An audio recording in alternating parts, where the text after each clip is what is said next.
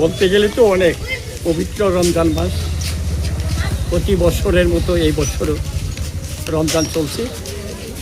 এই এলাকার বিভিন্ন এই এলাকায় সংখ্যালঘুদের বসবাস, প্রত্যেকের ঘরে ঘরে রমজানের রোজা রাখছে। এই এলাকার যিনি 6 আগরতলার বিধায়ক মাননীয় সুদীপ রায় বর্মন, আজকে প্রায় 30 বছর যাবৎ উনি এই এলাকাতে এই রমজানকে সম্মান জানিয়ে তিনি প্রত্যেকটি মানুষের জন্য ইফতার নিয়ে আসেন। অন্যান্য বছরের মতো এবারও উনি এখানে ইফতার নিয়ে এসেছেন। আমরা এলাকার পক্ষ থেকে ওনাকে অসংখ্য ধন্যবাদ জানাই।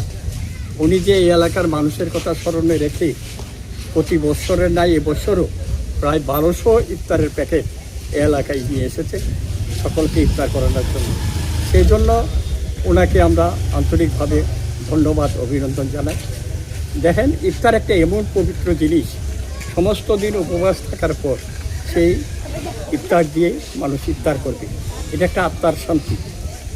কাজেই ওনার এই মহৎ উদ্দেশ্য, উনি যেই চিন্তা ভাবনা নিয়ে বা ওনার যে আকাঙ্ক্ষা, রাজনীতির ধরে উনি রাজনীতির লোকে কোনো সম্পর্ক নাই ইফতারের, উনি মানুষের কথা চিন্তা করে রমজানকে সম্মান জানিয়ে এই পবিত্র রমজান মাসে মানুষকে এই ইফতার বিতরণে, শুধু আমাদের এলাকায় না, ওনার এলাকাটা আমতলী, ইন্দ্রনগর, নন্দনগর, ইসামুয়া, কাশীপুর, এই বিভিন্ন জায়গা দিয়ে উনি ওনার সাধ্যমতো মানুষকে ইফতার দিয়ে সাহায্য করেন, সহযোগিতা করেন।